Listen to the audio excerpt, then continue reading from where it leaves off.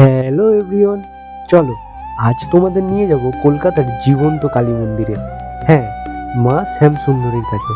তো আজকে আমি আর দিদিভাই বেরিয়ে পড়েছিলাম পুজো দেওয়ার উদ্দেশ্যে।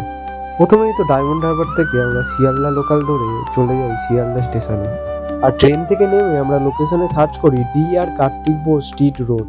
তারপরে আমরা স্টেশন থেকে বেরিয়ে লোকেশন অনুযায়ী ব্রিজ বরাবর প্রায় 10 মিনিটের মতো হেঁটে পেয়ে গিয়েছিলাম টাকি স্কুল। আর টাকি স্কুলের অপোজিটে রোড ক্রস করেই পড়বে ডি আর কার্তিক বোস স্ট্রিট রোড।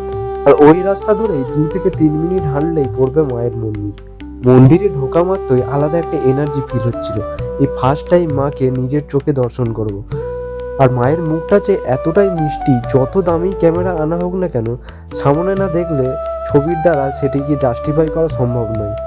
মা এখানে 5 বছরের কন্যারূপে পূজিত হয়, তাই বেশিরভাগ ভক্তই চকলেট, গোলাপ ফুল, পুতুল এইসব দিয়েই পুজো দেয়। কিন্তু এখানে এসে জানতে পারলাম মা নাকি এক মুঠো আতপ চাল আর একটা কলাতেই সন্তুষ্ট।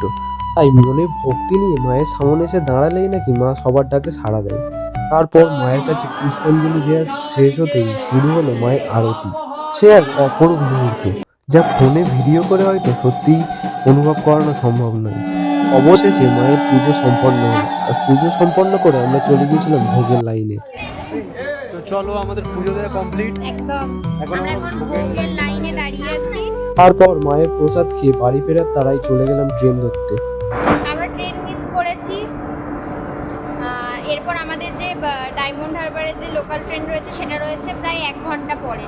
সেই জন্য তখন প্রচণ্ড ভিড় হবে, আর বাসেও তখন যাওয়াটা পসিবল হবে না, আরও ভিড় হয়ে যাবে।